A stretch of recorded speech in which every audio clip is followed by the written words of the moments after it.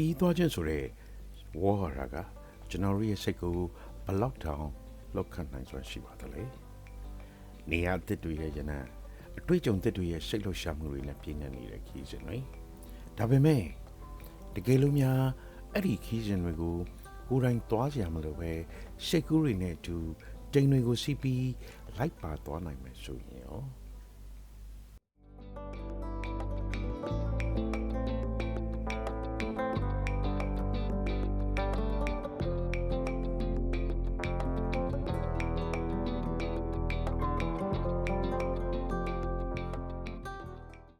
ပင်လာပါခင်ဗျာ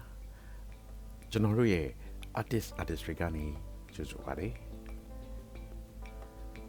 ဒီကနေ့ကျွန်တော်တင်ဆက်ပေးမယ့်အကြောင်းအရာကတော့ပကြီးပြပွဲတစ်ခုအကြောင်းပါပဲအဲ့ဒီပကြီးပြပွဲဟာတိမ်တွေကိုစီးနင်းလိုက်ပါရင်ခီးထွက်မဲ့ခီးစင်ပါခင်ဗျာကျွန်တော်တို့တွေကိုယ်တိုင်ခီးသွားကြမလို့ပဲတိမ်တွေကိုစီးနင်းရင်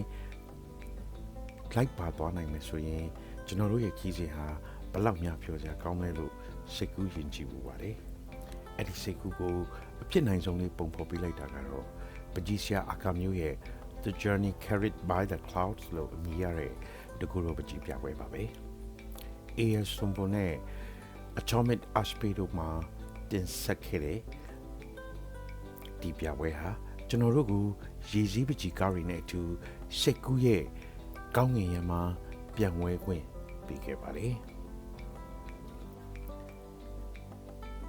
ဆရာအခါမျိုးရဲ့ပကြီးကားတွေမှာထူးခြားတဲ့အမှတ်အသားတစ်ခုရှိပါတယ်အဲ့ဒါကတော့တိမ်တွေပါပဲဒီပကြီးကားတွေထဲမှာတိမ်တွေဟာနောက်ခံကောင်းငင်ရဲ့အစိတ်ပိုင်းတစ်ခုမျှတာမဟုတ်ပါဘူးသူတို့ဟာကျွန်တော်တို့ကိုပုံမြင်နေပြောပြနေတဲ့ဇက်ကောင်တွေလို့ခီးသွားတွေရဲ့ခန်းစားချက်တွေကိုတဲဆောင်ပေးနေတဲ့ရင်မြန်တွေလိုအသက်ဝင်လှူရှားနေပါလေနူးညံ့ဝေဝဲနေတဲ့တိမ်ပကြီးတွေကမြင်ရသူကိုပေါ်ပါလွတ်လပ်သွားစေပြီးပကြီးကားတွေကမြင်ကွင်းကိုရောက်သွားအောင်အပါယာဆွဲခေါ်သွားပါလေ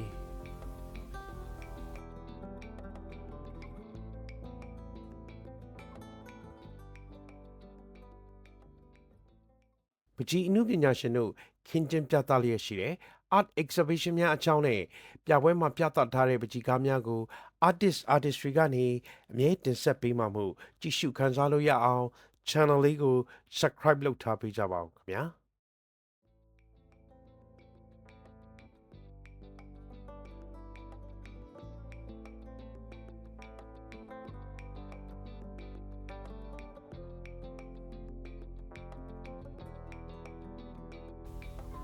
တိမ်တွေကိုစီးနေရင်ခရီးထွက်မဲ့ကျွန်တော်တို့ရဲ့ခီးစဉ်ကိုရန်ကုန်မြို့ရဲ့ရင်းနှီးနေတဲ့မြင်ကွင်းကနေတဆင့်စတင်ပါမယ်ခင်ဗျာညဘက်မီးအောင်ဆုံးအောင်မှာတက်ဝင်လှူရှားနေတဲ့မြို့ပြရဲ့မြင်ကွင်းနေ့လေကင်းနေအောင်အောင်မှာဘီတုကလက်ရမြောက်တဲ့အဆောက်အုံဟောင်းကြီးတွေဒါတွေအားလုံးဟာကျွန်တော်တို့နေ့စဉ်တွေ့မြင်နေကြပုံရိပ်တွေဖြစ်ပေမဲ့အခါမျိုးရဲ့စုပ်ချက်တွေအောက်မှာတော့မော်ဆန်တဲ့ခံစားမှုတစ်ခုဖြစ်ပြောင်းလဲသွားပါတယ်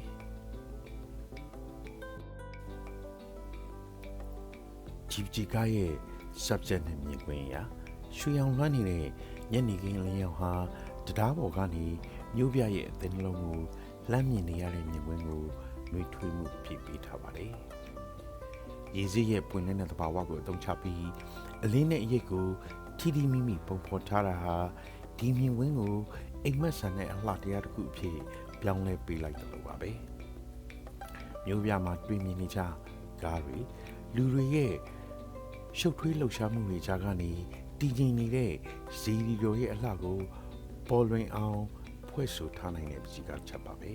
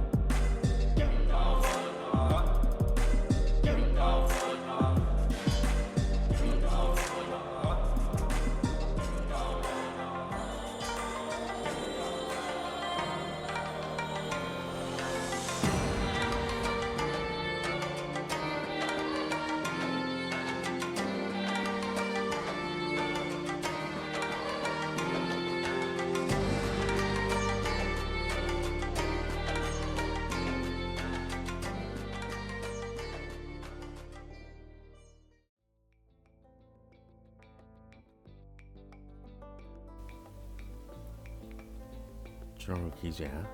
မြန်မာတို့ရဲ့ယဉ်ကျေးမှုမွေးနေ့စီကိုထပ်မံဦးတည်ပါအောင်မယ်မန္တလေးကျုံရဲ့ညနေစီစာရေပြင်မော်ကအယောင်တွေနဲ့ကျုံရဲ့တည်ငြိမ်ခံစားနေမှုဟာ artist အခါမျိုးရဲ့ရည်စည်းဆုပ်ချက်တွေနဲ့ထိတွေ့လိုက်တဲ့အခါမှာတော့ကြပြတစ်ပုတ်လိုခံစားလို့ရတဲ့အမှုပညာလက်ရာတစ်ခုဖြစ်ပြောင်းလဲသွားခဲ့ပါတယ်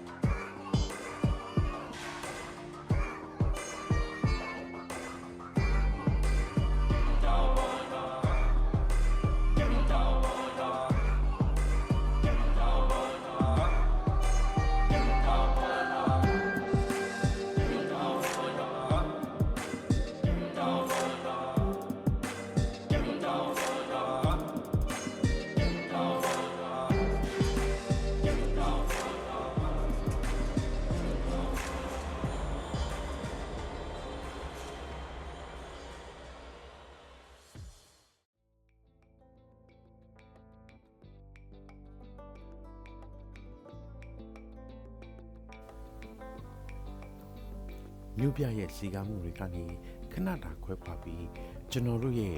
တိမ်တွေကိုစီးနှင်းလိုက်ပါခဲ့တဲ့ခီးစဉ်ဟာစိမ့်စုအေးချမ်းတဲ့တောင်တန်းတွေစီကိုရောက်ရှိသွားပြန်ပါလေဝင်းဝါနေတဲ့ပန်းငင်တွေ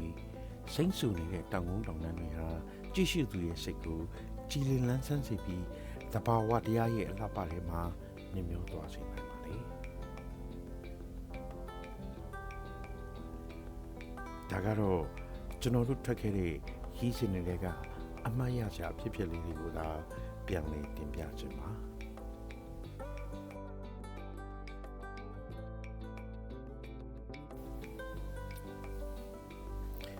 artist အကမျိုးဟာသူရေးဆွဲထားတဲ့ပကြီးကားတွေကနေတဆင့်ကျွန်တော်တို့ကိုသူမြင်ခဲ့ရတဲ့သူခံစားခဲ့ရတဲ့အလှတရားတွေကိုပြန်လည်ဝေမျှပေးခဲ့တာပါသူရဲ့ subject တွေကိုချင်းကပ်ပုံကရိုးရှင်းလာပါလေမြင်ကွင်းတစ်ခုရဲ့ပုံသဏ္ဍာန်ကိုပုံလူကူးချနေတာမျိုးမဟုတ်ပဲအဲ့ဒီမြင်ကွင်းကိုမြင်တွေ့ရတဲ့အခါသူ့ရဲ့ခံစားမှုနဲ့သူ့ရဲ့စိတ်ဝိညာဉ်ကိုပါထည့်သွင်းပြီးဝါချကလာပကြီးကားတွေအဖြစ်ပုံဖော်လိုက်တာပါပဲဒါကြောင့်သူ့ရဲ့ပကြီးကားတွေဟာဓာတ်ပုံတစ်ပုံလိုတိကျနေတာထက်ကြပြတစ်ပုတ်လိုရေထဲမှာဆွဲချန်နေစေခဲ့တာမျိုးပါ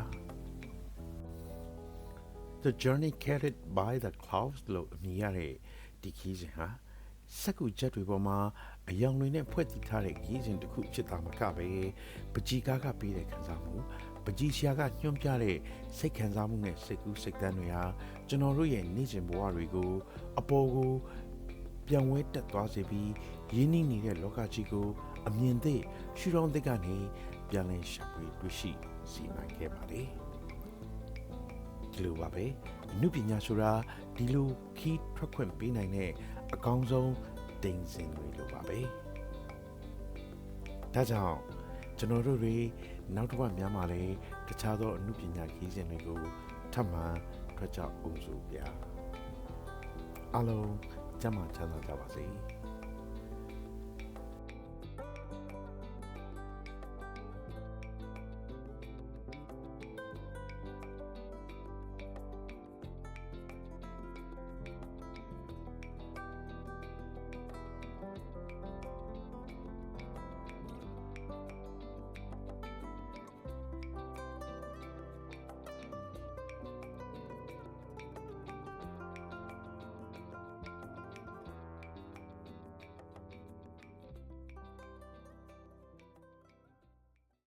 ဗီဒီယိုလေးကိုအဆုံးထိကြည့်ရှုပေးတဲ့အတွက်ကျေးဇူးတင်ပါတယ်ခင်ဗျာ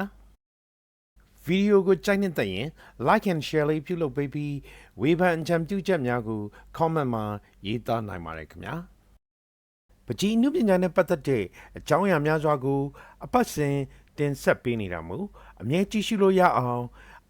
artistry channel လေးကို subscribe လုပ်ပေးခြင်းဖြင့်အားပေးကူညီကြပါအောင်ခင်ဗျာကျေးဇူးတင်ပါတယ်ခင်ဗျာ